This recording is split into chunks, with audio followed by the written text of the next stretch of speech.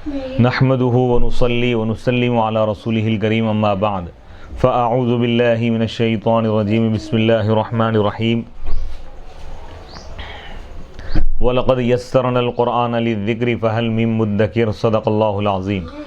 ناظرین کرام، باب العلم انواریہ ایجوکیشنل سوسائٹی کے زیر اہتمام تفسیر نصفی کا سلسلہ وار درس جاری ہے۔ آج کی اس نشست کا آغاز سورہ فصلت سورہ حامیم سجدہ کی آیت نمبر 25 سے ہو رہا ہے۔ اعوذ باللہ من الشیطان الرجیم بسم اللہ الرحمن الرحیم وَقَيَّضْنَا لَهُمْ قُرَنَاءَ فَزَيَّنُوا لَهُم مَّا بَيْنَ أَيْدِيهِمْ وَمَا خَلْفَهُمْ وَحَقَّ عَلَيْهِمُ الْقَوْلُ فِي أُمَمٍ قَدْ خَلَتْ مِن قَبْلِهِم مِّنَ الْجِنِّ وَالْإِنسِ إِنَّهُمْ كَانُوا خَاسِرِينَ۔ اور ہم نے ان کے لیے مقرر کیا ہے ان کے ساتھیوں کو، کافروں کے لیے، فزینوا، بس وہ ان کے لیے آراستہ کیے اس چیز کو جو ان کے سامنے ہے اور اس چیز کو جو ان کے پیچھے ہے، یعنی ان کی دنیاوی زندگی کو۔ وحق علیہم القول، اور ان پر اللہ کا عذاب واجب ہو چکا ہے ان کافروں پر، فی امم، ان امتوں میں جو ان سے پہلے گزر چکی ہیں، جنات اور انسانوں میں سے۔ انہم کانوا خاسرین، بے شک یہی لوگ حقیقت میں نقصان اٹھانے والے ہیں۔ وقال الذین کفروا، آیت نمبر 26 ہے۔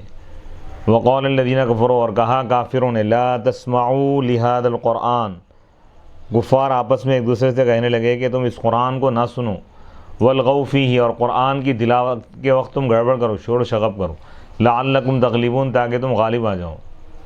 فلنذیقن الذین کفروا، آیت نمبر 27، یقیناً ہم کافروں کو چکھائیں گے سخت ترین عذاب کا مزہ، وَلَنَجْزِيَنَّهُمْ أَسْوَأَ الَّذِي كَانُوا يَعْمَلُونَ، اور ہم ان کو ان کے برے عمل اور بدترین عمل کی بدترین سزا دیں گے۔ ذَلِكَ، آیت نمبر 28، وہ اللہ کے دشمنوں کا بدلہ النار، آگ ہے، لہم فیہا دار الخلد، ان کے لیے اس میں ہمیشہ کا گھر ہے، یعنی وہ جہنم میں ہمیشہ رہیں گے۔ جزاء بما کانوا بآیاتنا یجحدون، یہ بدلہ ہے ان کے ہماری آیتوں کو جھٹلانے کا۔ وقال الذین کفروا، آیت نمبر 29، وقال الذین کفروا، اور کافروں نے کہا، ربنا ارنا الذین، اے ہمارے رب ہمیں وہ انسان اور جنات، وہ دونوں ہمیں بتا دے، الذین اضلانا، جن دونوں نے ہم کو گمراہ کیا، نجعلہما، ہم ان کو بنا دیں گے، تحت اقدامنا، ہمارے اپنے پیروں کے نیچے ہم ان کو رکھیں گے، لیکونا من الاسفلین، تاکہ وہ جہنم میں سب سے نیچے رہیں، سخت ترین عذاب میں رہیں۔ وقیضنا لہم، آیت نمبر 25 سے لے کر آیت نمبر 29، یہ 5 آیتوں کی تفسیر پیش کی جا رہی ہے۔ وقیضنا لہم ای قدرنا لمشرکی مکہ، مکے کے مشرکین کے لیے ہم نے مقرر کر دیا ہے ان کے گمراہ کرنے والے ساتھیوں کو۔ یقال، کہا جاتا ہے، ھذا ثوبان قیضان، ھذانی ثوبان قیضان ای مثلان، یعنی یہ 2 مثالیں ایسی ہیں جو مقرر کی گئی۔ مقایضہ کس کو بولتے ہیں؟ المعاوضہ، بدلہ دینا۔ وقیل، اور کہا گیا، سلطنا علیہم، ہم نے ان پر مسلط کر دیا ہے، قرانا، ان کے دوستوں کو، اخدانن، یعنی مشرکین کے دوست کون ہیں؟ شیاطین۔ قرین کی جمع قرانا ہے، جیسا کہ اللہ تعالیٰ کا یہ قول ہے، وَمَن يَعْشُ عَن ذِكْرِ الرَّحْمَٰنِ، جو رحمان کے ذکر سے منہ موڑ لیتا ہے، اندھا بن جاتا ہے، تو ہم اس کے لیے ایک شیطان کو مقرر کرتے ہیں، بس وہ شیطان فَهُوَ لَهُ قَرِينٌ، اس کے ساتھ ہمیشہ رہتا ہے۔ سورہ زخرف آیت نمبر 36 ہے۔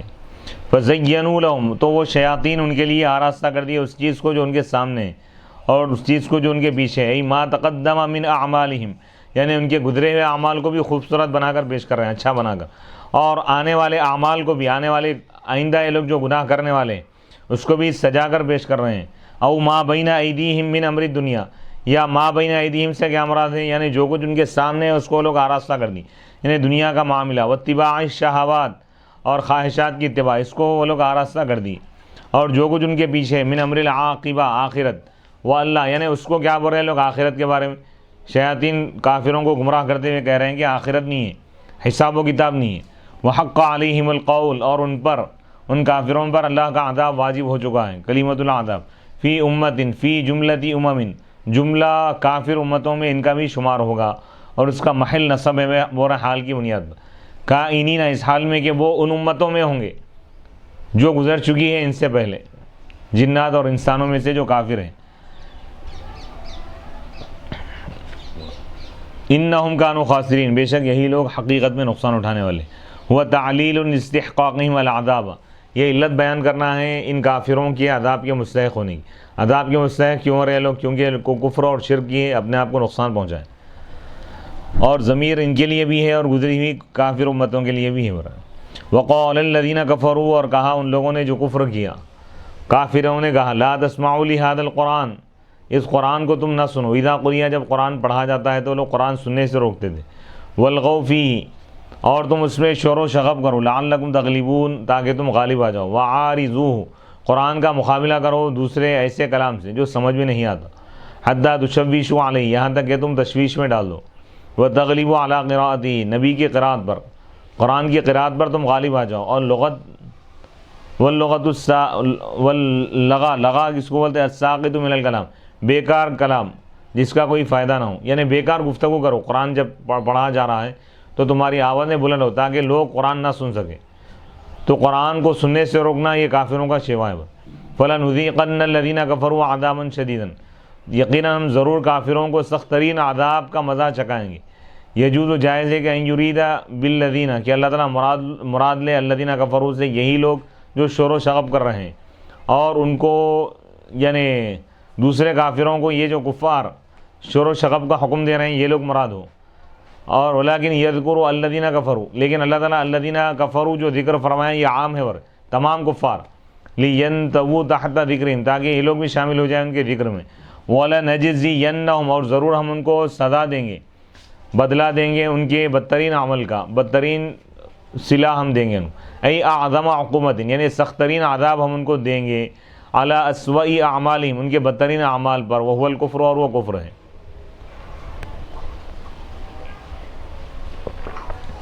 ذالک جزاء اعداء اللہ النار، وہ اللہ کے دشمنوں کا بدلہ جہنم ہے. ذالک، یہ اشارہ ہے، یعنی الاسوأ، برا عمل کیا ہے ان کا، بری سزا کیا ہے بتا رہے ہیں. بری سزا یہ ہے کہ اللہ کے دشمنوں کی سزا اور بدلہ جہنم کی آگ ہے. ویجب، اور واجب ہے کہ ان یکون التقدیر، تقدیر یہ ہو اسوأ جزاء الذین کانوا یعملون، یعنی وہ لوگ جو عمل کیا کرتے تھے اس کی بدترین سزا جہنم کا عذاب ہے. حتی تستقیم ہذہ الاشارہ، یہاں تک کہ یہ اشارہ صحیح ہو جائے. النار، یہ عاطف ہے، عاطف بیان ہے جزا کا. وہ جزا کیا ہے؟ وہ آگ ہے. یا مبتدا محذوف کی خبر ہے. ہوا النار لہم فیہا دار الخلد، لہم فیہا، ان کافروں کے لیے جہنم میں ہمیشہ کا گھر ہے، یعنی جہنم میں ہمیشہ رہیں گے وہ کفار. ای النار فی نفسہا دار الخلد، یعنی آگ فی نفسہا، اپنی ذات میں خود یہ ہمیشہ کا گھر ہے. جہنم کی آگ ختم نہیں ہوں گی کبھی. کما تقول، جیسا کہ تم کہتے ہو. لک فی ہذہ الدار دار السرور، تمہارے لیے اس گھر میں خوشی کا گھر ہے. وانت تعنی، اور تم مراد لیتے ہو الدار بعینھا، وہی گھر. یہ گھر الگ ہے، خوشی کا گھر الگ ہے، ایسا مراد نہیں ہے. جزاءً، یہ بدلہ ہے، یعنی جوزو بذالک، یعنی ان کو بدلہ دیا جائے گا اس کا. جزاءً، یعنی یہ بدلہ ہے ان کے ہماری آیتوں کو جھٹلانے کا. یہ بدلہ اس لیے دیا جا رہا ہے کہ وہ لوگ ہماری آیتوں کو جھٹلاتے تھے. وقال الذین کفروا ربنا ارنا الذین اضلانا من الجن والانس نجعلہما تحت اقدامنا لیکونا من الاسفلین. یہ سورہ حامیم السجدہ کی آیت نمبر 29 ہے. اور کافر کہیں گے قیامت کے دن جب جہنم میں ان کو داخل کیا جائے گا تو کہیں گے ربنا، اے ہمارے رب، ارینا، ہمیں بتا دے وہ جنات اور وہ انسان جو ہم کو گمراہ کر دیے. نجعلہما، ہم ان دونوں کو رکھیں گے، ویسے انسانوں اور ویسے جناتوں، ہمارے پیروں کے نیچے. لیکونا من الاسفلین، تاکہ وہ جہنم میں سب سے نچلے طبقے میں رہے، نچلے طبقے میں زیادہ عذاب ہوگا. ارینا، وہ بھی سکون الرائی. ارینا کون پڑھیں گے؟ لثقل الکثرت، کثرے کے ثقیل ہونے کی وجہ سے. بعض یعنی مکی، شامی اور ابو بکر، جیسا کہ انہوں نے کہا فخذ فخذ، دونوں طریقے سے پڑھا گیا. وبالاختلاط ابو عمرو الذین اضلانا، اے ہمارے رب ہمیں بتا دے وہ جنات اور وہ انسان جو ہمیں گمراہ کیے، یعنی وہ دو شیطان جو ہم کو گمراہ کیے. جنات میں سے جو شیطان ہیں، انسانوں میں سے جو شیطان ہے۔ لِأَنَّ الشَّيْطَانَ عَلَىٰ ضَرْبَيْنِ، کیونکہ شیطان کی 2 قسمیں، جنی ایک، انسی ہے۔ جی شیطانوں میں کیا؟ شیاطین 2 قسم کے ہیں، انسانوں میں سے بعض شیطان ہے اور جنات میں سے بعض شیطان ہے۔ تو انسانوں میں سے جو شیطان ہیں وہ کس قسم کے شیطان ہیں اور جنات یعنی جو گمراہ ہے اور خود کیا ہے؟ جو گمراہ ہے اور دوسروں کو گمراہ کر رہے ہیں، یہ شیاطین الانس ہیں۔ اچھا، اور جو جنات لوگوں کو غلط راستے پہ ڈال رہے ہیں، بہکا رہے ہیں، وسوسے ڈال رہے ہیں، جیسا کہ سورہ ناس میں اللہ تعالیٰ فرمایا قُلْ أَعُوذُ بِرَبِّ النَّاسِ مَلِكِ النَّاسِ إِلَٰهِ النَّاسِ مِن شَرِّ الْوَسْوَاسِ الْخَنَّاسِ۔ اے رسول اللہ فرما دیجئے اعوذ برب الناس، میں پناہ مانگتا ہوں لوگوں کے رب کی، ملک الناس جو تمام لوگوں کا بادشاہ ہے اس کی میں پناہ مانگتا ہوں، الہ الناس جو تمام لوگوں کا خدا ہے اس کی میں پناہ مانگتا ہوں، من شر الوسواس الخناس، خوب وسوسہ ڈالنے والے خناس کے شر سے میں پناہ مانگتا ہوں۔ خناس کون ہے؟ الذی یوسوس فی صدور الناس، جو لوگوں کے دلوں میں وسوسہ ڈالتا ہے، من الجنۃ والناس، جنات میں سے بھی ہے اور لوگوں میں سے بھی ہے۔ قرآن تو جب کافروں کو جہنم میں داخل کیا جائے گا تو وہ لوگ دنیا میں جو لوگ ان کو بہکائیں ان کے بارے میں اللہ کے سامنے یہ کہیں گے کہ مولا یہ انسان، یہ جنات ہم کو بہکائے تھے، ان کو تو جہنم کے سب سے نچلے طبقے میں ڈال دے۔ اور اللہ تعالیٰ فرمایا وَكَذَلِكَ جَعَلْنَا لِكُلِّ نَبِيٍّ عَدُوًّا شَيَاطِينَ الْإِنسِ وَالْجِنِّ، اور اسی طرح ہم نے ہر نبی کے لیے دشمن بنا دیے تھے انسانوں کے شیاطین، انسانوں میں سے جو شیطان ہیں اور جنات میں سے جو شیطان ہیں۔ سورہ انعام آیت نمبر 112۔ نجعلہما، ہم ان دونوں کو یعنی شیاطین الانس، شیاطین الجن کو ہم رکھ دیں گے ہمارے پیروں تلے، پیروں کے نیچے، تاکہ وہ سب سے نیچے ہو جائے جہنم میں، جزاء اضلالہم ایانا، ان کے گمراہ کرنے کی سزا کے طور پر ہم کو وہ لوگ جو گمراہ کیے، اس لیے مولا ان کو جہنم کا سب سے بدترین عذاب نچلے طبقے میں ان کو داخل کر کے دے دے۔ یہاں تک کافروں کے متعلق، ان کے اعمال اور ان کے انجام کے متعلق اللہ تعالیٰ فرمایا۔ اب یہاں سے ایمان والوں کے متعلق اللہ تعالیٰ فرما رہا ہے، آیت نمبر 30، 31 اور 32۔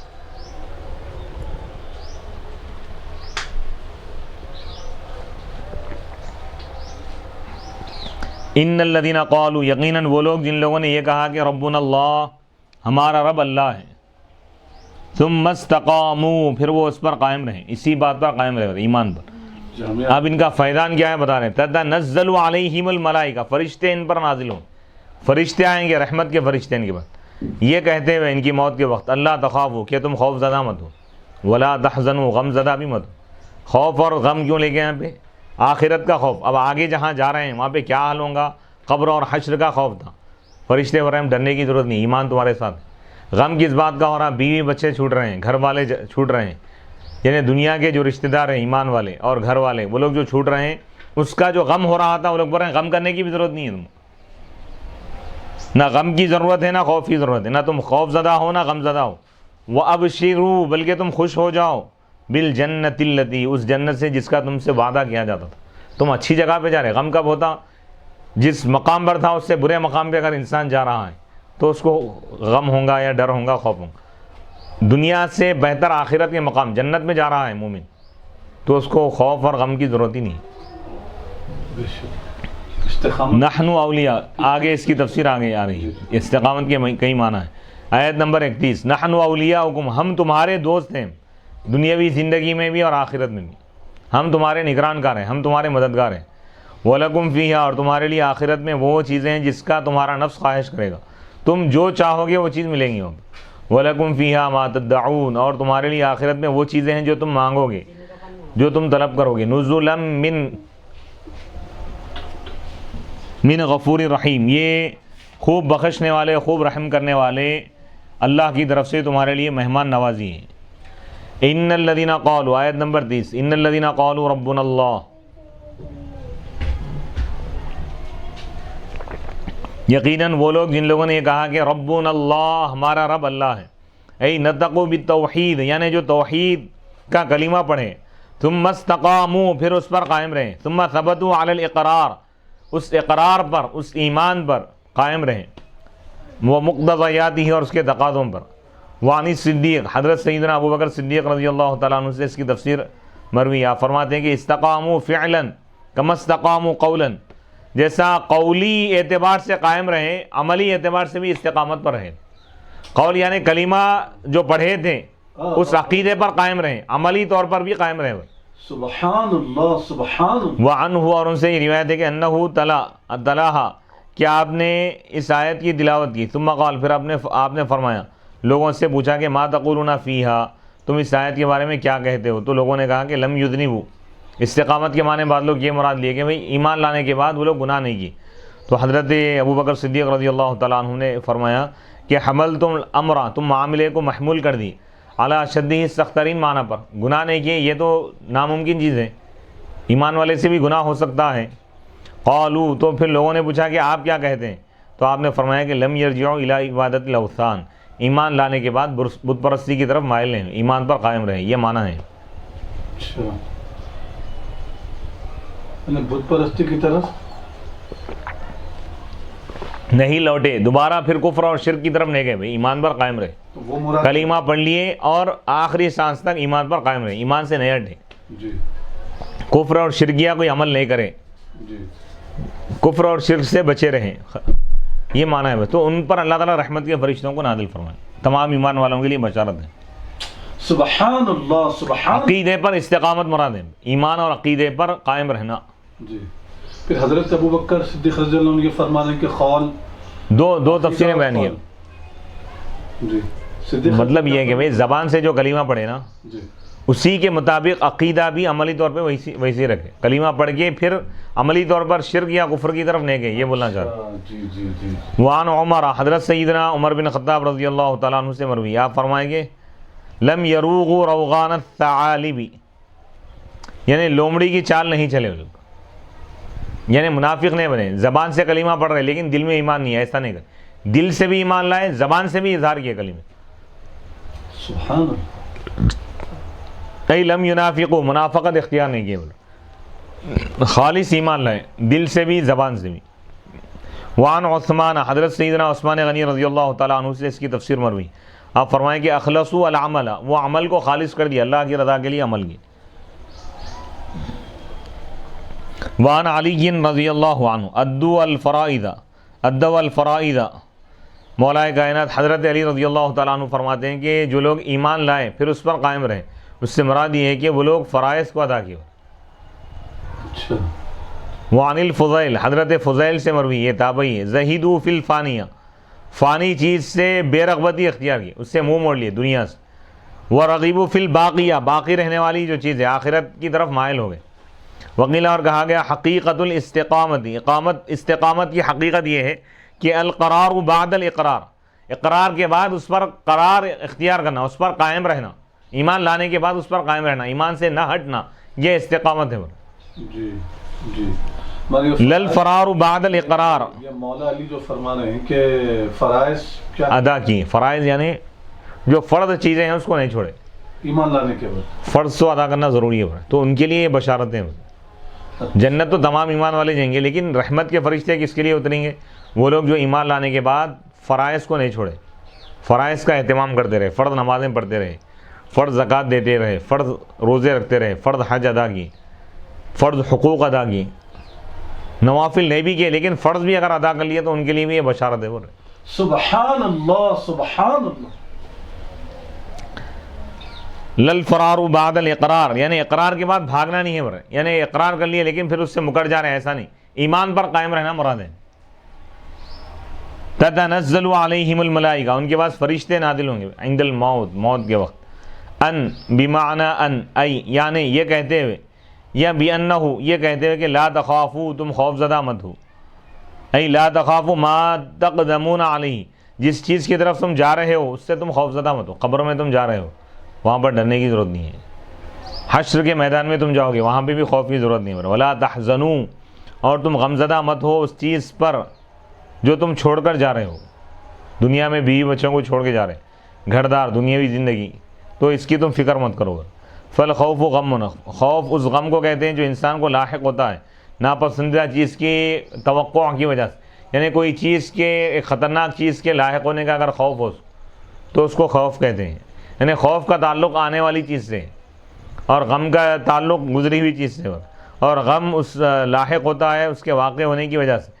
یعنی کوئی فائدہ مند چیز چھوٹ رہی ہے یا کوئی نقصان ہو رہا ہے تو اس کو غم ہوتا ہے. والمعنی، معنی یہ کہ ان اللہ تعالیٰ کتب لکم الامن من کل غم، اللہ تعالیٰ تمہارے لیے امن لکھ دیا، سلامتی لکھ دیا اللہ تعالیٰ ہر غم سے. یعنی کوئی غم نہیں ملے گا تم کو، غم لاحق نہیں ہوگا. فلن تذوقوا، بس تم ہرگز کوئی غم نہیں چکو گے. وابشروا بالجنہ، اور تم خوش ہو جاؤ اس جنت سے. تمہارے لیے خوشخبری ہے اس جنت کی جس کا تم سے وعدہ کیا جاتا تھا پھر دنیا میں. یعنی خوف زدہ غم زدہ نہ ہونے کی وجہ کیا ہے بھائی؟ اللہ تعالیٰ جنت دے رہا ہے، وہاں تو کوئی غم ہی نہیں ہوگا. یعنی تم جس مقام پر تھے اس سے اعلیٰ ترین مقام پر تم جا رہے ہو. وَأَبْشِرُوا بِالْجَنَّةِ الَّتِي كُنْتُمْ تُوعَدُونَ. اس آیت کی روشنی میں ایمان والے اور نیک عمل کرنے والے کے لیے موت بہت بڑی نعمت اور تحفہ ہے، کیونکہ اس کی ترقی ہو رہی ہے اس سے. سبحان. وَأَبْشِرُوا، اور تم خوش ہو جاؤ اس جنت سے جس کا تم سے وعدہ کیا جاتا تھا دنیا میں. یعنی اس کی موت سے پہلے پوری جنت کی بشارت خوشخبری دے کے اس کی روح کو نکالیں گے. وقال محمد بن علی، محمد بن علی الترمذی نے کہا تتنزل علیہم الملائکہ، ملائکۃ الرحمن، رحمان کے فرشتے ان پر نازل ہوں گے. عند مفارقۃ الارواح الابدان، روحوں کے جسموں سے جدا ہوتے وقت. اللہ تخافوا، یہ کہتے ہوئے کہ تم خوف زدہ مت ہو. سلب الایمان، خوف کس بات کا رہیں گا؟ اور بتا رہے ہیں کہ ایمان کے چھین لیے جانے کا خوف مت کرو. شیطان تم کو بہکا نہیں سکتا، ایمان تمہارا سلامت رہے گا، تم خوف مت کرو. ولا تحزنوا، اور تم غم زدہ مت ہو اس نافرمانی پر جو تم سے ہو گئی تھی. یہ کون بولا؟ فرشتے بولیں گے.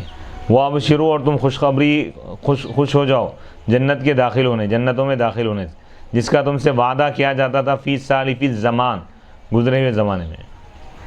نحن اولیاؤکم، یعنی گناہوں کی مغفرت بھی اللہ تعالیٰ فرما دیں گا ایمان والوں کو، ایمان پر قائم رہنے کی وجہ سے. نحن اولیاؤکم فی الحیات الدنیا، یعنی جو اللہ سے محبت کرنے والا ہے، رسول سے محبت کرنے والا ہے، تو موت سے پہلے اس کو پوری خوشخبری اطمینان دلا کے اس کی روح نکالیں گے. نحن اولیاؤکم، ہم تمہارے اولیاء ہیں، مددگار ہیں، تمہارے دوست ہیں دنیاوی زندگی میں بھی اور آخرت میں. نحن، یعنی ہم تمہارے ساتھ ہیں. تمہارے گھر والے چھوٹ رہے ہیں، بیوی بچے چھوٹ رہے ہیں، بھائی بہنیں وغیرہ چھوٹ رہے ہیں، دوست چھوٹ رہے ہیں، کوئی بات نہیں، فرشتے تمہارے ساتھ ہوں گے. نحن اولیاؤکم فی الحیات الدنیا وفی الآخرہ کما ان الشیاطین، جیسا کہ شیاطین نافرمانوں اور کافروں کے دوست رہیں گے. فکذالک الملائکہ، تو اسی طرح فرشتے متقین، اللہ سے ڈرنے والے جو بندے ہیں ان کے دوست رہیں گے فرشتے. وَأَحِبَّائِهِمْ، اور ان سے محبت کرنے والے ہوں گے فی الدارین، دونوں جہاں میں. وَلَكُمْ فِيهَا مَا تَشْتَهِي أَنفُسُكُمْ، اور تمہارے لیے جنت میں وہ چیزیں ہوں گی جس کا تمہارا نفس خواہش کرے گا. تمہارا نفس جو چاہے گا، جو نعمتیں وہ تم کو ملیں گی. وَلَكُمْ فِيهَا مَا تَدَّعُونَ، اور تمہارے لیے جنت میں وہ نعمتیں ہیں جو تمنا کرو گے، جو تم چاہو گے، جو تم خواہش کرو گے.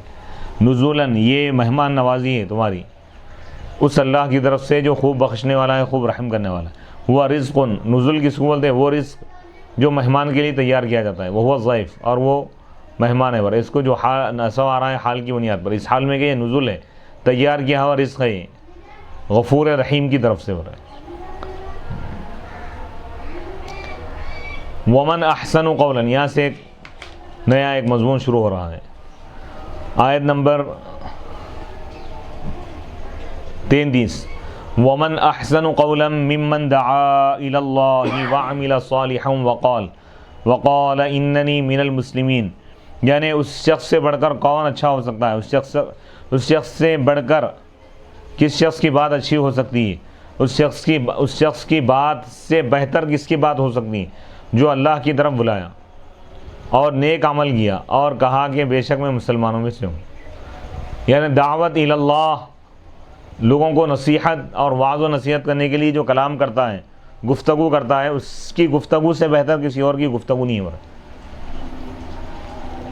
آیت نمبر 34، وَلَا تَسْتَوِي الْحَسَنَةُ وَلَا السَّيِّئَةُ، نیکی اور بدی دونوں برابر نہیں ہو سکتے. ادفع، بس تم برائی کو دور کرو اس چیز کے ذریعے جو زیادہ اچھی ہے. یعنی برائی سے تم مقابلہ کرو، برائی کا مقابلہ کرو اچھائی کے ذریعے. فَإِذَا الَّذِي، بس تب تو وہ شخص جس کے درمیان اور تمہارے درمیان دشمنی تھی وہ ایسا ہو جائے گا کأنہ ولی حمیم، گویا کہ وہ تمہارا جگری دوست ہے، گہرا دوست. آیت نمبر 35 وما یلقاها الا الذین صبروا. اس کا ترجمہ دوبارہ گہرا دوستوں ہو جائے. یعنی کوئی شخص تمہارے ساتھ اگر برائی کر رہا ہے تو تم اس کی برائی کا مقابلہ کرو نیکی کے ذریعے. کوئی اگر بد اخلاقی سے پیش آ رہا تو بد اخلاقی کا مقابلہ تم بد اخلاقی کے ذریعے اس کا جواب مت دو, تم حسن اخلاق کا مظاہرہ کرو. اللہ تعالیٰ فرما رہا ہے کہ تم اگر نیکی کرتے جاؤ گے اور نیکی کے ذریعے برائی کو اگر دور کرو گے تو ایک وقت ایسا آ جائے گا کہ جو تمہارے سے دشمنی کر رہا تھا اس کے درمیان اور تمہارے درمیان ایسی خوشگواری آ جائے گی, ایسی محبت پیدا ہو جائے گی گویا کہ وہ تمہارا گہرا جگری دوست ہو جائے گا. سبحان اللہ. یعنی حسن اخلاق کی تعلیم دے رہا ہے. یعنی عموماً دنیا میں جو سب سے بڑا جو بگاڑ ہے, جو سب سے بڑا فساد یہی ہے کہ لوگ ایک دوسرے کی شکایت کرتے ہیں کہ بھئی فلاں ہمارے ساتھ ایسا کیا, فلاں ہم کو ایسا بولا, فلاں ہم کو برا بھلا کہا, فلاں ہمارے ساتھ ایسا سلوک کیا. اللہ فرما رہا ہے کہ اس کے سلوک کو تم بیان کرتے مت جاؤ, تم اچھائی سے اس کا جواب دو. لوگ جیسا سوچتے ہیں کہ بھئی اینٹ کا جواب ہم پتھر سے دیں گے, یہ جاہلیت کا جواب ہے. قرآن کا جواب یہ ہے کہ ادفع باللتی ہی احسن. اینٹ کا جواب پھول سے دو, تم اینٹ کا جواب پھول سے دو. کیا بات. ظلم کا جواب احسان سے دو. کوئی ظلم کر رہا تم اس پر ظلم کرو گے تو قیامت تک ظلم کا سلسلہ ختم نہیں ہوگا. تو معاشرے میں جو سب سے بڑا جو بگاڑ ہے عبادتوں کا نہیں ہے. عبادت کر رہا ہے انسان جو کمال نہیں ہے. اصل چیز کیا ہے, جن لوگوں کے ساتھ لوگوں کا اٹھنا بیٹھنا ہے اکثر ان لوگوں کی طرف سے تکلیف ہوتی. تو اللہ تعالیٰ اس کا حل بتا رہا ہے کہ اس طرح اگر تم ایک دوسرے کی برائی کرتے رہو گے, شکوے شکایتیں کرتے رہو گے تو ماحول کبھی اچھا نہیں بنے گا, خوشگوار نہیں ہوگا. لہذا اگر کوئی تم پر ظلم کر رہا ہے, تم کو تکلیف پہنچا رہا ہے, تمہارے ساتھ برائی کر رہا ہے تو تم اس کے ساتھ اچھائی کرو. اب لوگ بولتے بھئی اچھائی کرنے سے کیا ہوتا ہے, ویسا نہیں. اللہ تعالیٰ فرما رہا ہے کہ ایک وقت ایسا آئے گا تم کنٹینیو اگر اچھائی کرتے کرتے اس پر قائم رہو گے تو اللہ تعالیٰ تمہارے دشمن کو تمہارا دوست بنا دے گا. یہی تمہاری بڑی کامیابی. سبحان اللہ. بے شک حق حق حق. ہائے ہائے ہائے ہائے. آیت نمبر 35 پھر اللہ تعالیٰ اس کی اہمیت کو بتا رہا. یہ جو چیز ہے یہ اگر کوئی انسان اختیار کر لیا بڑی سی بڑی مصیبت بھی اس کی ٹل جاتی, دشمنیاں ختم ہو جاتے, نفرتیں ختم ہو جاتے, ماحول میں جو کشیدگی ہے وہ ختم ہو جاتی, ایک دوسرے سے محبت پیدا ہو جاتی. انسانیت کا درس دیا گیا قرآن میں, لڑائی جھگڑے کا یا ظلم و ستم کا نہیں, بلکہ اگر مسلمانوں پر کوئی ظلم بھی کر رہا ہے تو مسلمانوں کو حکم یہ ہے کہ تم حسن اخلاق کا مظاہرہ کرو, دشمن کے ساتھ بھی اچھائی کرو. اس سے بڑھ کر اور کیا تعلیم چاہیے. اسلام کی امن پسندی, حق پسندی, انسانیت دوستی کا یہ سب سے بڑا ثبوت ہے کہ اللہ فرما رہا ہے کہ اگر تمہارے ساتھ کوئی برائی کرے تو تم اس کے ساتھ اچھائی کرو, کوئی برا سلوک کرے تو تم اس کے ساتھ اچھا سلوک کرو, کوئی تم کو برا بھلا کہے تو تم اس سے اچھی بات کرو, کوئی اگر بددعا دے, کوئی پتھر مارے تو تم اس کو دعا دو, بددعا مت دو. پھر اللہ تعالیٰ فرما رہا ہے کہ وما یلقاہا, یہ وہ بات ہے یہ نہیں دی جاتی مگر انہی لوگوں کو جو صبر کرتے ہیں. تو یہ چیز پانا ہر ایک کے بس کی بات نہیں ہے, یہ اللہ اپنے اولیاء کو عطا فرماتا. مقربین کے صفات ہے وہ نہیں. دنیا والے کیا سمجھتے ہیں, بھئی اگر ہم خاموش بیٹھے تو یہ سمجھتا کمزوری ہو. اولیاء کی صفات ہے. اللہ فرما رہا ہے کہ جو حقیقت میں صبر کرنے والے ہیں انہی کو یہ چیز عطا کی جاتی ہے. سبحان اللہ. کوئی تحفے دے رہا خوش ہو رہے ہیں تو یہ صبر وغیرہ نہیں ہے, کمال نہیں ہے بھائی. کوئی اگر گالیاں دے رہا اس کو برداشت کرنا, کیا بات ہے. کوئی کھلا رہا ہے تو وہ اس وقت تو کوئی بھی خوش رہے گا, لیکن کوئی برا بھلا کہہ رہا, برا سلوک کر رہا, اس کو برداشت کرنا, یہ اصل کمال ہے. اکثر لوگ بولتے ہیں بھائی انہوں ہی نہیں مل رہے, ہم کہاں سے ملنا. رشتہ داروں میں بھی ہوتا بھائی انہوں کھڑ گئے, وہ نہیں ہے بھائی. رشتہ داری کو جوڑنے کا مطلب جو نہیں مل رہا اس سے ملنا آپ جا کے. جی اسلامی تعلیمات دیکھیے. اب وما یلقاہا الا الذین صبروا, یہ چیزیں نہیں عطا کی جاتی مگر انہی لوگوں کو جو صبر کرنے والے. وما یلقاہا الا ذو حظ عظیم, بہت بڑی بات اللہ تعالیٰ بیان فرما دے. یہ چیز, یہ نعمت, یہ حسن اخلاق, دشمنوں کے ساتھ بھی حسن سلوک کرنے کی جو صفت ہے یہ نہیں دی جاتی مگر انہی لوگوں کو جو بڑے نصیب والے ہیں, اللہ کے بعد جو خوش نصیب اور بلند درجے والے ہیں انہی کو اللہ یہ صفت عطا کرتا ہے. سبحان اللہ. اللہ اکبر, اللہ اکبر. تو اس سے معلوم یہ ہوا اللہ تعالیٰ نے قرآن میں فلسفے کو بیان کر دیا کہ عبادت کے ذریعے ہی خدا کا قرب نہیں ملتا بھائی. مخلوق کے ساتھ جو حسن سلوک کرتے ہیں, خصوصاً ایسے وقت پہ جب مخلوق کی طرف سے آپ کو تکلیف ہو رہی ہے, اس کو برداشت کرنا یہ اولیاء کے درجے تک انسان کو پہنچا دیتا ہو. اللہ فرما رہا ہے یہ ہر ایک کے بس کی بات نہیں ہے.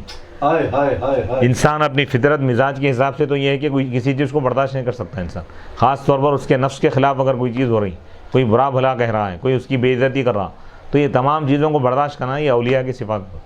بے شک. اللہ اکبر، بہت بڑا فلسفہ اللہ تعالیٰ اس میں بیان فرما. وَلَا يُلَقَّاهَا إِلَّا ذُو حَظٍّ عَظِيمٍ. اللہ تعالیٰ فرما رہا ہے کہ جو آدمی اس چیز کو اختیار کرے گا وہ ہمارے پاس بڑے نصیب والا ہے. ایک حدیث پاک بھی اس ضمن میں یاد آ رہی ہے کہ حضور فرماتے ہیں کہ جو حق پر رہتے ہوئے جھگڑے کو چھوڑ دے گا تو اللہ تعالیٰ جنت کے اعلیٰ مقام میں اس کو محل عطا فرمائے گا. سبحان اللہ. حق ہے بھائی، ہر اعتبار سے تم حق پہ ہیں، لیکن اس کے باوجود بھی خاموش بیٹھے ہیں، صبر کر رہے ہیں، تو اللہ تعالیٰ جنت میں سب سے جو اعلیٰ مقام ہے اس میں محل عطا فرمائے گا. صبر کرنا مراد ہے یا پھر اپنے حق کو چھوڑ دیں؟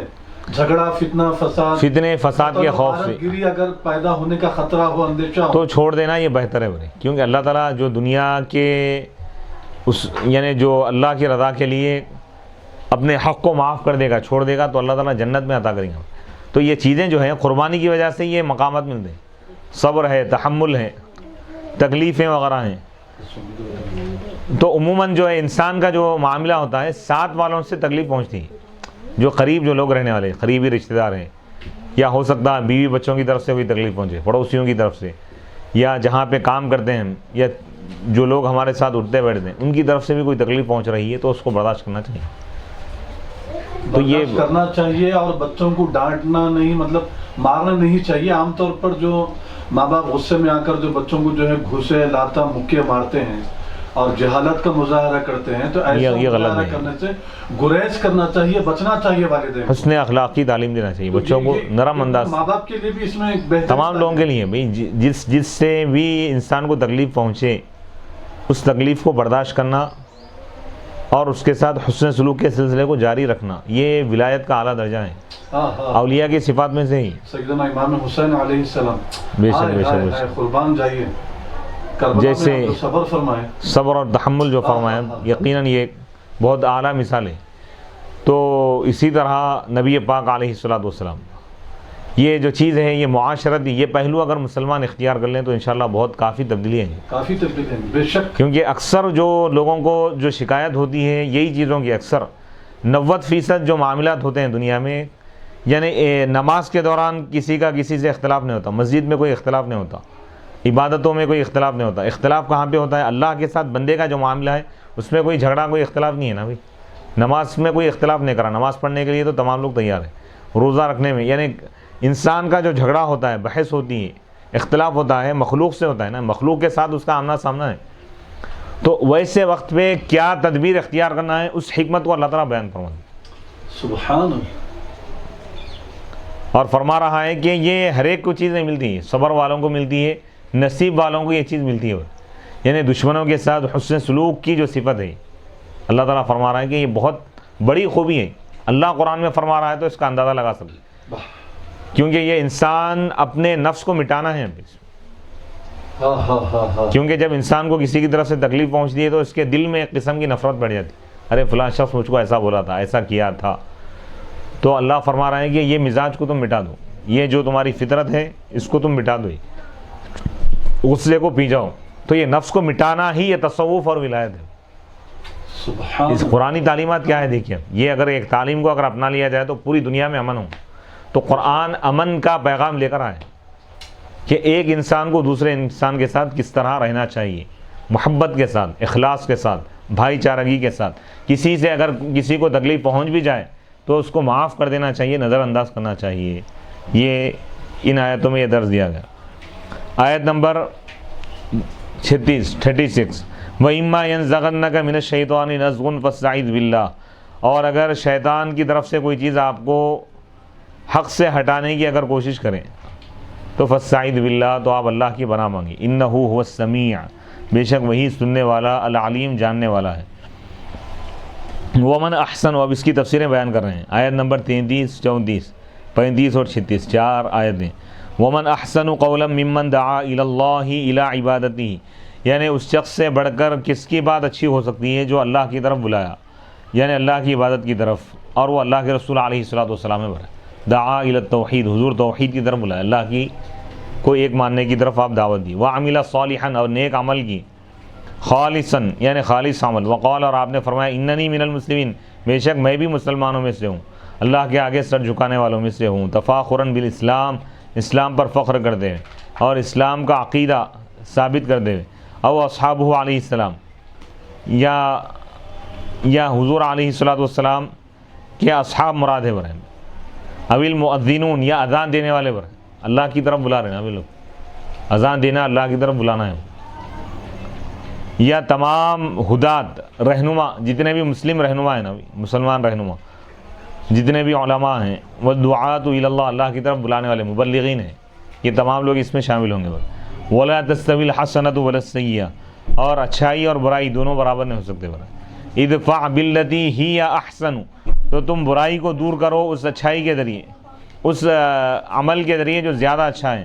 یعنی الحسنۃ والسیئۃ متفاوتتان فی انفسہما, اچھائی اور برائی دونوں فی نفسی بذات خود بھی یہ دونوں الگ الگ ہے, ایک جیسے نہیں ہو سکتے, دونوں میں فرق ہے. فخذ بالحسنات تو تم اچھائی کو اختیار کر لو, التی ہی احسن جو زیادہ اچھی ہے اپنی بہن سے یعنی برائی کے مقابلے میں. یعنی جب تم اچھائی کو ایسی اچھائی کو اختیار کر لو جو زیادہ اچھی ہو دوسری اچھائی سے ہو, یعنی جب تمہارے سامنے دو اچھائیاں اگر آ جائیں تو ان میں سے زیادہ جو اچھی چیز ہے اس کو اختیار کرو. جیسے ظالم ظلم کیا تم پر, کوئی ایک تھپڑ مار دیا, شریعت اجازت دیتی ہے کہ وہ شخص اس کو ایک تھپڑ مارے, یہ بھی اچھا ہے کام, لیکن اس سے اچھا کیا ہے معاف کر دینا, تو معافی کو اختیار کرو. سبحان اللہ سبحان اللہ. فدفع یہاں پر مطلق نیکی بھی مراد ہے. مثال کے طور پہ یہ تو آپ جو فرمائے وہ بھی ہے, اس کے علاوہ کیا یہ بات بھی ہے کہ سامنے دو نیک کام ایسے ہیں کہ ایک کم ثواب والا ہے, ایک زیادہ ثواب والا نیک کام ہے, تو کم ثواب والے کام کو چھوڑ کر زیادہ ثواب والے کام کو کرنا یہ بہتر ہے, افضل ہے. اچھائی سے اچھائی کو اختیار کرو, اچھے سے اچھے عمل کو. فدفع بہا بس تم اس اچھائی کے ذریعے اس برائی کو دور کر دو جو تم پر آ رہی ہے, من بعد اعدائک تمہارے بعد دشمنوں کی طرف سے. کما لو اساء الیک رجل اساءۃ جیسا کہ اگر تمہارے ساتھ کوئی آدمی برائی کرے, فالحسن تو اچھائی یہ ہے کہ ان تعفو عنہ کہ تم اس کو معاف کر دو. واللتی ہی احسن اور وہ چیز جو زیادہ اچھی ہے وہ یہ ہے کہ ان تحسن الیہ کہ تم اس کو معاف بھی کر دو, اس کے ساتھ حسن سلوک کرو, اس کے برے سلوک کی جگہ ان جو تمہارے ساتھ برا سلوک کیا ہے اس کی جگہ تم اس کے ساتھ اچھا سلوک کرو. مثل ان یذمک مثال کے طور پہ اگر وہ تمہاری برائی بیان کرے تو تم اس کی تعریف کرو. او یقتل ولدک یا وہ تمہارے لڑکے کو اگر قتل کرے, فتفتی ولدہ تو تم اس کے لڑکے کو چھڑاؤ بچاؤ اس کے دشمن کے ہاتھ سے. فَإِذَا الَّذِي بَيْنَكَ وَبَيْنَهُ عَدَاوَةٌ كَأَنَّهُ وَلِيٌّ حَمِيمٌ تب تو یعنی جب تم ایسا کرو گے, برائی کو دور کرو گے اچھائی کے ذریعے, تو تمہارا دشمن تمہارا دوست بن جائے گا, تمہارے اس دوست کی طرح ہو جائے گا جو جگری دوست ہوتا ہے دوستی میں تمہارے لیے. ثم قال پھر اللہ تعالیٰ نے فرمایا وما یلقاها ای وما یلقا هذه الخصلۃ التي هي مقابلۃ الاساءۃ بالاحسان اور یہ خصلت جو برائی کا مقابلہ کرنا ہے اچھائی سے, یہ نہیں دی جاتی عطا نہیں کی جاتی مگر ان لوگوں کو جو صبر کرنے والے, اہل صبر اور صبر کرنے والوں کو ہی اللہ تعالیٰ یہ چیز عطا فرماتا ہے. اور یہ چیز نہیں دی جاتی مگر نصیب والوں کو جو خوش نصیب ہیں اللہ کے پاس. الا رجل مگر وہ آدمی رجل خیر جو نیک ہے, رجل خیر نیکی والا ہے, وفقہ جس کو توفیق دی گئی, لحظ عظیم من الخیر یہ نیکی اور یہ جو خصلت ہے معاف کرنے کی اور دشمن کے ساتھ حسن سلوک کرنے کی جو صفت ہے یہ اسی شخص کو دی جاتی ہے, اس نیک آدمی کو جو نصیب والا ہوتا ہے یعنی جو خوش نصیب ہوتا ہے, جو بڑے نیک کاموں کی جس کو توفیق دی گئی.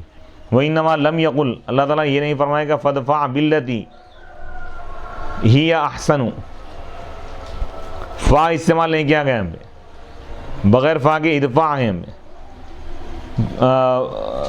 لِأَنَّهُ عَلَى تَقْدِيرِ قَائِلٍ قَالَ کیونکہ یہ اس قائل کی کو ماننے کی صورت میں ہے جو یہ کہہ رہا ہے کہ کہنے والے نے یہ پوچھا کہ جب نیکی اور بدی دونوں برابر نہیں ہے تو میں کیا کروں, کیسے کروں. تو فقیل تو کہا گیا ادفع باللتی تو تم برائی کو مٹا دو، دفع کر دو اس چیز کے ذریعے، اس خصلت کے ذریعے جو زیادہ اچھی ہو۔ وقیل اور کہا گیا کہ لا زائدہ ہے، ولا تستوی الحسنۃ ولا السیئہ میں ولا میں جو لا ہے وہ زائدہ ہے تاکید کے لیے۔ والمعنی معنی یہ ہے کہ لا تستوی الحسنۃ ولا السیئہ، نیکی اور برائی دونوں برابر نہیں ہو سکتے۔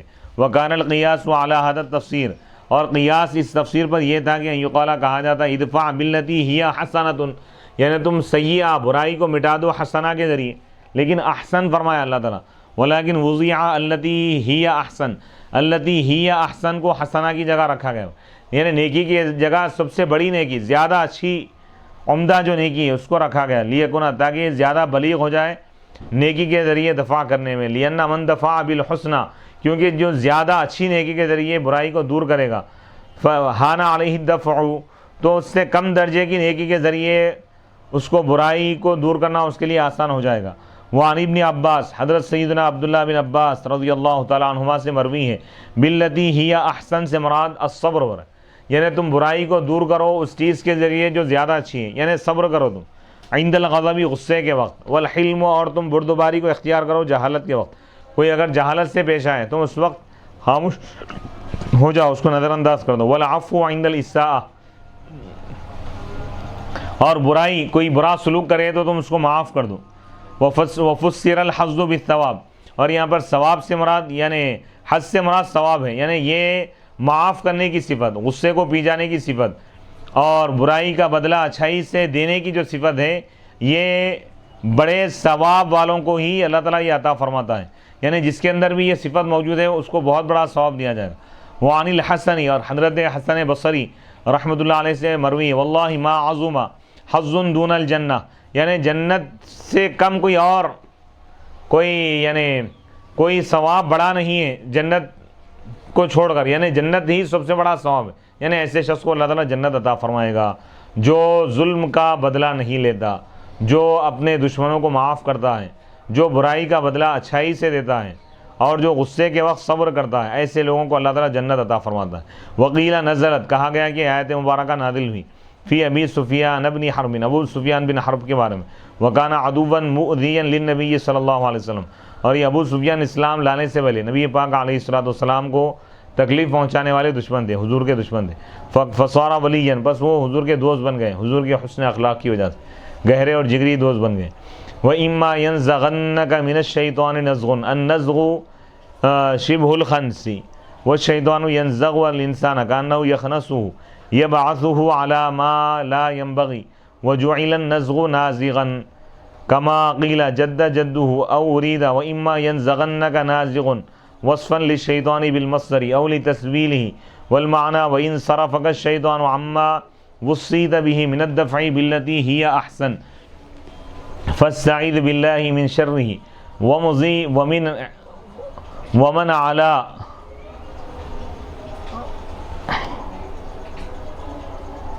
من شره ومضی علی حلمک ولا تطعہ۔ وَإِمَّا يَنزَغَنَّكَ، اگر شیطان آپ کو بہکانے کی کوشش کرے، اگر بہکائے، اس خوبی کو اختیار کرنے سے روکنے کی کوشش کرے، تو آپ اللہ کی پناہ مانگے شیطان سے، بے شک اللہ ہی سننے والا اور جاننے والا ہے۔ وَإِمَّا يَنزَغَنَّكَ، اس کی تفسیر بیان کریں، وَإِمَّا يَنزَغَنَّكَ مِنَ الشَّيْطَانِ نَزْغٌ، نزغ یہ نقص کے مشابہ ہو رہے، نخص ینخص، شیطان ینزغ الانسان، انسان کو بہکاتا ہے، گویا کہ وہ اس کو ہٹاتا ہے حق سے، یبعث، انسان کو ابھارتا ہے اس چیز پہ جو مناسب نہیں ہے، یعنی لڑائی جھگڑے پر ابھارتا ہے، اور نزغ کو نازغ قرار دیا گیا، جیسا کہ جدہ جدو ہوئے، او ارید، یا مراد یہ ہے کہ وَإِمَّا يَنزَغَنَّكَ نَازِغٌ، کوئی بہکانے والا اگر آپ کو بہکائے شیطان کی طرف سے، یہ شیطان کی صفت بیان کر دی ہے مصدر سے، اولی تسویلہ، یا اس کے آراستہ کرنے کی وجہ سے، والمعنی، معنی یہ ہے کہ وَإِن صَرَفَكَ الشَّيْطَانُ، اگر شیطان آپ کو پھیر دے اس چیز سے جس کی آپ کو وصیت کی گئی، یعنی برائی کا مقابلہ کرنا نیکی سے، یعنی برائی کو دور کرنے کا آپ کو جو حکم دیا گیا ہے اچھائی کے ذریعے، یعنی کوئی اگر برائی کرے تو آپ اس کے ساتھ اچھائی کر کے اس برے شخص کو نیک بنا دو، یہ جو حکم دیا گیا ہے اس پر عمل کرنے سے اگر شیطان آپ کو پھیرنے کی کوشش کرے تو آپ اللہ کی پناہ مانگو شیطان کے شر سے، اور آپ اپنے حلم پر آپ جاری رہیں، یعنی آپ صبر کریں اور آپ شیطان کی اطاعت نہ کریں۔ انہ هو السمیع، بے شک وہی سننے والا ہے، یعنی اللہ تعالیٰ سننے والا ہے آپ کے پناہ مانگنے کو، العلیم جاننے والا ہے بنزغ شیطان، شیطان کے بہکاوے کو۔ ومن آیاتہ اللیل والنہار والشمس والقمر، یہاں سے آیت نمبر 37 شروع ہو رہی ہے۔ ومن آیاتہ اللیل والنہار ومن آیاتہ اللیل والنہار والشمس والقمر لا تسجدوا للشمس ولا للقمر واسجدوا للہ الذی خلقہن ان کنتم ایاہ تعبدون، اور اللہ کی نشانیوں میں سے ایک نشانی رات اور دن کا آنا جانا ہے، اور سورج اور چاند کا نکلنا ہے، غروب ہونا ہے، طلوع اور غروب ہے۔ لا تسجدوا للشمس، تم سورج کو سجدہ نہ کرو اور تم چاند کو سجدہ نہ کرو کیونکہ یہ مخلوق ہے تمہاری طرح۔ واسجدوا، اور تم سجدہ کرو اس اللہ کو جس نے ان تمام چیزوں کو پیدا کیا ہے، دن اور رات کو، چاند اور سورج کو پیدا کیا اور پوری کائنات کو پیدا کیا۔ ان کنتم ایاہ تعبدون، اگر تم اسی کی عبادت کرتے ہو۔ فَإِنِ اسْتَكْبَرُوا، آیت نمبر 38، اے حبیب اگر یہ لوگ سجدہ کرنے سے تکبر کرے، خدا کے آگے اگر سجدہ نہ کرے، فَالَّذِينَ عِندَ رَبِّكَ، بس وہ لوگ جو آپ کے رب کے پاس ہیں، یعنی وہ فرشتے، یسبحون لہ، اللہ کی تسبیح پاکی بیان کرتے ہیں دن اور رات، اور وہ لوگ بیدار نہیں ہوتے۔ آیت نمبر 39، وَمِنْ آیَاتِهِ أَنَّكَ تَرَى الْأَرْضَ خَاشِعَةً فَإِذَا أَنزَلْنَا عَلَيْهَا الْمَاءَ اهْتَزَّتْ وَرَبَتْ إِنَّ الَّذِي أَحْيَاهَا لَمُحْيِي الْمَوْتَى إِنَّهُ عَلَى كُلِّ شَيْءٍ قَدِيرٌ، اور اللہ کی نشانیوں میں سے ایک نشانی یہ ہے کہ تم زمین کو دیکھو گے سوکھی ہوئی، مرجھائی ہوئی، پس جب ہم اس پر جب بارش نازل کرتے ہیں پانی تو وہ ہری بھری ہو جاتی ہے، وربت، اور بڑھتی ہے۔ ان الذی احیا، بے شک جس نے اس کو زندہ کیا، یعنی زمین کو دوبارہ زندہ کیا بارش کے ذریعے، ہریالی کے ذریعے، وہی ذات مردوں کو زندہ کرنے والی، بے شک وہی ہر چیز پر قدرت رکھنے والا ہے۔ ومن آیاتہ الدالۃ، اب یہ جو آیتیں ہیں، آیت نمبر 37، آیت نمبر 38، آیت نمبر 39، یہ تین آیتوں کی تفسیر بیان کی جا رہی ہے۔ ومن آیاتہ الدالۃ علی وحدانیتہ اللیل والنہار فی تعاقبہما علی حد معلوم وتناوبہما علی قدر مقسوم والشمس والقمر فی اختصاصہما بسیر مقدر ونور مقرر لا تسجدوا للشمس ولا للقمر فإنہما مخلوقان وإن كثرت منافعہما واسجدوا للہ الذی خلقہن ان کنتم ایاہ تعبدون۔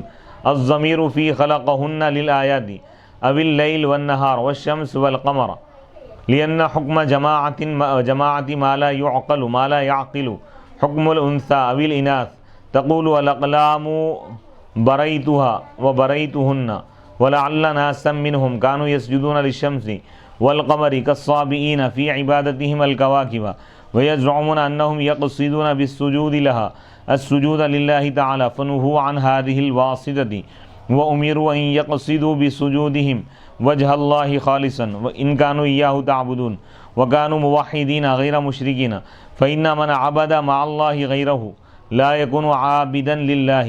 ومن آیاتہ، اور اللہ کی نشانیوں میں سے وہ نشانیاں جو اللہ کی وحدانیت پر، واحد ہونے پر، ایک خدا ہونے پر دلالت کرتی ہیں، اس میں سے ایک نشانی رات اور دن ہے، فی تعاقبہما، ان کے باری باری آنے اور جانے میں، علی حد معلوم، ایک مقررہ حد کے ساتھ، ہر ایک کا وقت مقرر ہے، وتناوبہما، اور ان دونوں کے باری باری آنے میں، علی قدر مقسوم، ایک مقررہ تقسیم کے مطابق، یعنی رات کب آنا ہے، دن کا وقت کب ہے، رات کا وقت کب ہے، یہ اللہ تعالیٰ مقرر فرما دیا ہے۔ یہ اللہ کی قدرت کی نشانی ہے جو اللہ کے ایک خدا ہونے پر دلالت کرتی ہے۔ والشمس والقمر، اور سورج اور چاند، یہ بھی اللہ کی قدرت اور خدا کے ایک ہونے کی نشانی ہے، یعنی اللہ تعالیٰ چاند اور سورج کو پیدا فرمایا، یہ دونوں اپنے اپنے وقت پر نکلتے ہیں اور اپنے اپنے وقت پر غروب ہوتے ہیں۔ فی اختصاصہما، ان دونوں کے خاص کیے جانے کے بارے میں، بسیر مقدر، مقررہ سیر کے ساتھ، کتنا ان کو دورانیہ کتنا ہے، یعنی کتنی مسافت ان کو طے کرنا ہے، اللہ تعالیٰ یہ مقرر فرما دیا۔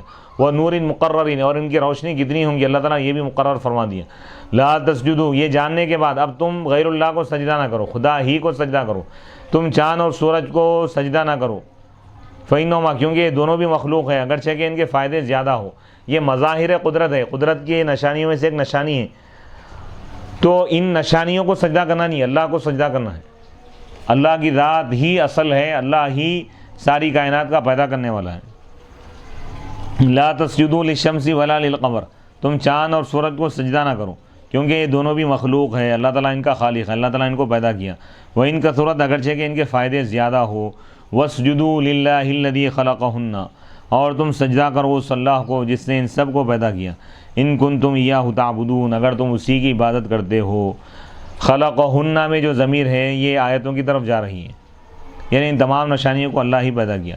یا رات اور دن، چاند اور سورج کی طرف ہے، کیونکہ وہ چیزیں جو عقل نہیں رکھتی. غیر ذوی العقول کی جمع واحد مؤنث کے حکم میں ہوتی ہے، یا جمع مؤنث کے حکم میں. جمع مؤنث کی بھی ضمیر لا سکتے ہیں اس کے لیے، یا واحد مؤنث بھی خلقہن بھی لا سکتے. تقول تم کہتے ہو الاقلام، اقلام یہ بھی غیر ذوی العقول کی جمع ہے، قلم کی جمع. برائیتھا، قلموں کو میں چھلا، پینسلوں کو. برائیتھا، ہا اور ہنہ دو بھی لا سکتے. ولعل ناسن، ہو سکتا ہے کہ ان کافروں میں سے کچھ لوگ ایسے تھے جو سورج اور چاند کی پرستش کرتے تھے، تو اللہ تعالیٰ اس کا انکار کر دیا، اس کا اللہ تعالیٰ رد کر دیا کہ چاند سورج یہ خدا نہیں ہے، یہ اللہ کی مخلوق ہے. تم چاند سورج کو سجدہ مت کرو بلکہ اللہ کو سجدہ کرو، ایک اللہ کو. جیسا کہ صابین ہے یہ بتوں کی، یعنی ستاروں کی پوجا کرنے والے بھی تھے بعض لوگ، اللہ تعالیٰ اس کا بھی رد کر دیا، یہ ستارے خدا نہیں ہیں. وَيَزْعُمُونَ، اور وہ لوگ یہ سمجھتے تھے، دعویٰ کرتے تھے کہ وہ لوگ ان ستاروں کو سجدہ کر کے ارادہ کرتے ہیں اللہ کے سجدے کا، تو اللہ تعالیٰ اس سے منع کر دیا. ڈائریکٹ خدا کو ہی سجدہ کرو، ستاروں کو سجدہ مت کرو، چاند سورج کو، کسی بھی چیز کو سجدہ مت کرو سوائے اللہ کے. فَنُهُوا عَنْ هَذِهِ الْوَاسِطَةِ، تو اللہ تعالیٰ اس واسطے کو اختیار کرنے سے منع کر دیا. وہ امیرو، اور اللہ تعالیٰ ان کو حکم دیا، وہ امیرو، اور ان کو حکم دیا گیا کہ وہ اپنے سجدے سے صرف اللہ کی ذات کا ارادہ کرے، یعنی اللہ ہی کو سجدہ کرے، اللہ ہی کے لیے سجدہ کرے. ان کانوا ایاہ تعبدون، اگر وہ ان کانوا ایاہ یعبدون، اگر وہ اللہ ہی کی عبادت کرنا چاہتے ہیں تو ڈائریکٹ اللہ کو ہی سجدہ کرے. وکانوا موحدین، اور وہ توحید پرست تھے، غیر مشرکین، مشرک نہیں تھے. فإن من عبد،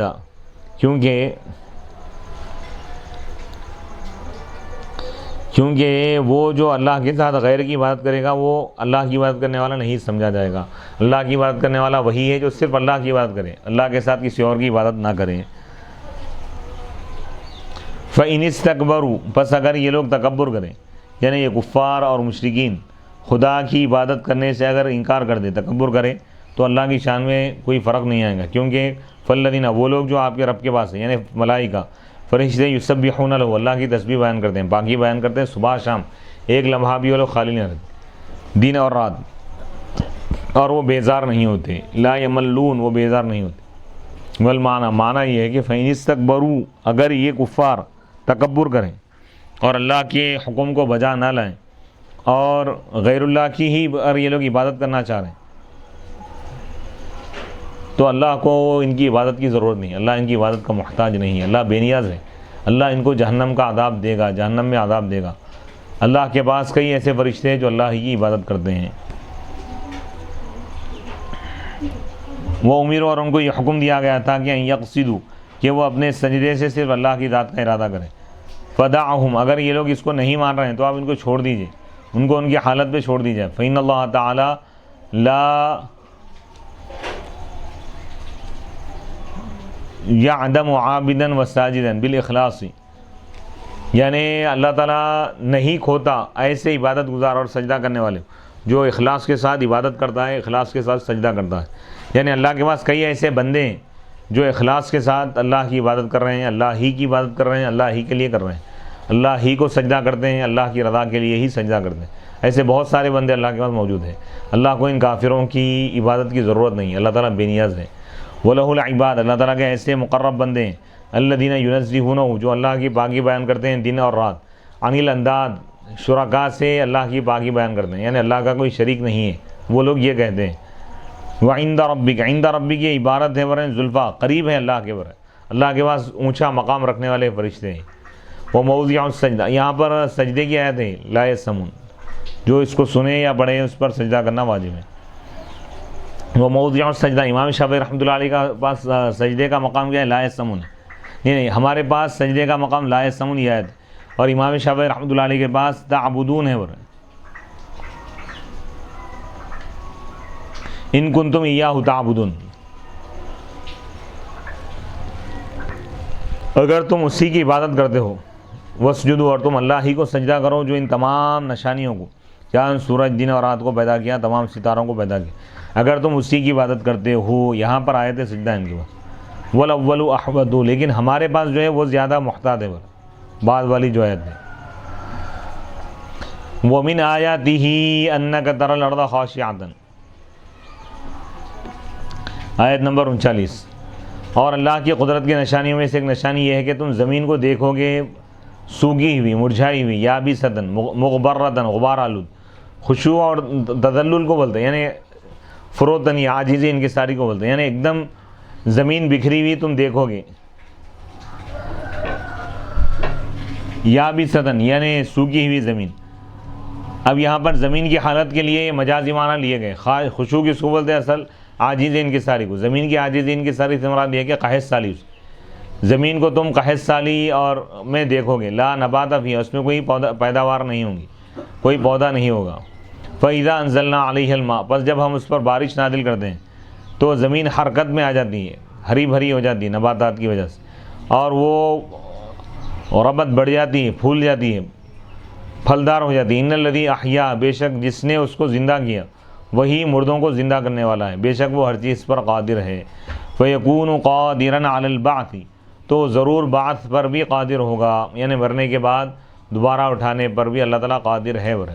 یعنی زمین سے اللہ تعالیٰ سمجھا رہا ہے، زمین کی مثال دیں، جیسے بارش کے نازل ہونے سے پہلے زمین جیسے سوکھی ہوئی ہوتی، اس کی گھاس وغیرہ سوکھ جاتی ہے، اور زمین یعنی پودوں سے، نباتات سے خالی ہو جاتی ہے، سوکھ جاتی ہے، گویا کہ وہ مردہ ہے، تو اللہ تعالیٰ بارش نازل فرماتا ہے تو زمین کو نئی زندگی ملتی ہے۔ اللہ تعالیٰ فرما رہا ہے جس طرح سوکھی زمین کو ہم ہری بھری کر سکتے ہیں تو تمہارے سوکھے وجود کو ہم ہرا بھرا کر سکتے ہیں۔ یعنی انسان کے مرنے کے بعد اگر وہ مٹی میں بھی اگر مل جائے، اگر وہ تہس نہس ہو جائے، اس کی ہڈیاں اگر ہو جائے، تب بھی اللہ تعالیٰ فرما رہا ہے کہ ہم قادر ہیں کہ ہم اس کو دوبارہ زندہ کر سکتے ہیں، یہ ہماری قدرت ہے۔ انہ علی کل شیء قدیر، بے شک اللہ تعالیٰ ہر چیز پر قادر ہیں، یعنی کوئی چیز اللہ کے لیے ناممکن نہیں ہے، ہر چیز اللہ کے لیے ممکن ہے۔ فیکون قادرا، بس وہ قدرت والا ہے، بس وہ قدرت رکھتا ہے، علی البعث، مرنے کے بعد دوبارہ زندہ کرنے پر، ضرورتاً، بدیہی طور پر، واضح بات نہیں، جب انسان کچھ نہیں تھا اللہ تعالیٰ اس وقت اس کو پیدا کیا، بنایا، مرنے کے بعد اس کی ایک ہڈی ہی صحیح باقی رہیں گی، اللہ تعالیٰ اس کے ذریعے اس کو دوبارہ زندہ کرے گا، لاکھوں کروڑوں مخلوقات کو اللہ تعالیٰ دوبارہ زندہ کرے گا۔ وہ قادر مطلق ہے، وہ جو چاہے کر سکتا ہے، اس کی قدرت اور اس کی شان بے مثال ہے، وحدہ لا شریک ہے اللہ تعالیٰ، یعنی اللہ تعالیٰ قادر بھی ہے، قادر ایسا قادر ہے کہ اس کی کوئی مثال نہیں، اس کی قدرت بے مثال ہے، وہ جو چاہے کر سکتا ہے، مردوں کو زندہ کر سکتا ہے۔ زمین کے ذریعے اللہ تعالیٰ زمین کو زندہ کرنے کے ذریعے یہ مثال دے کے اللہ تعالیٰ لوگوں کو سمجھا رہا ہے کہ جس طرح ہم سوکھی زمین کو بارش کے ذریعے دوبارہ اس کو ہری بھری بنا سکتے ہیں تو انسان کو بھی ہم دوبارہ زندہ کر سکتے ہیں۔ آیت نمبر 39 پر ہمارا یہ درس ختم ہو رہا ہے انشاءاللہ۔ آیت نمبر 40 سے ہم اگلی نشست کا آغاز کریں گے۔ وصلی اللہ تعالیٰ علی خیر خلقہ سیدنا محمد وعلی آلہ واصحابہ وبارک وسلم اجمعین۔ ربنا آتنا فی الدنیا حسنۃ وفی الآخرۃ حسنۃ وقنا عذاب النار۔ اللهم انا نسألك العفو والعافیۃ والمعافاۃ الدائمۃ فی الدین والدنیا والآخرہ۔ اللهم انك عفو کریم تحب العفو فاعف عنا یا کریم۔ یا رب العالمین، تو اپنے فضل و کرم سے نبی پاک علیہ الصلاۃ والسلام کے صدقے طفیل مولا ہمارے اس درس کو قبول فرما۔ مولا قرآن پاک کی برکتوں اور رحمتوں کے ذریعے مولا ہم کو دنیا اور آخرت میں کامیابی عطا فرما، ہم کو قرآن سمجھنے اور سمجھانے اور اس پر عمل کرنے کی توفیق عطا فرما، پوری دنیا تک اس کے پیغام کو پہنچانے کی توفیق عطا فرما۔ مولا ہمارے لیے اس کو ذخیرِ آخرت بنا دے۔ مولا درس سننے، درس سنانے والے، درس دینے والے اور جتنے لوگ اس میں شامل ہیں مولا، اور جس جگہ درس دیا جا رہا ہے مولا وہاں پر خصوصی رحمتوں کا نزول فرما۔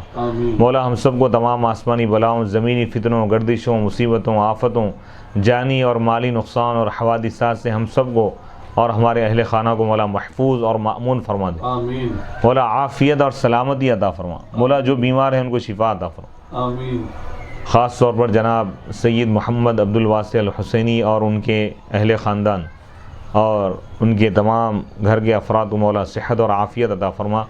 مولا اس درس کی برکتوں سے مولا ہمارے حیدرآباد دکن میں، پوری دنیا میں مولا امن و امان عطا فرما، مولا سکون عطا فرما، ہر قسم کے شر سے ہماری حفاظت فرما، ہر قسم کی بلا اور وبا سے ہماری حفاظت فرما، دونوں جہاں میں ہم کو کامیابی عطا فرما، ہر شر سے بچا، ہر خیر عطا فرما۔ آمین ہر قسم کے نقصانات سے ہماری حفاظت فرما یا رب العالمین.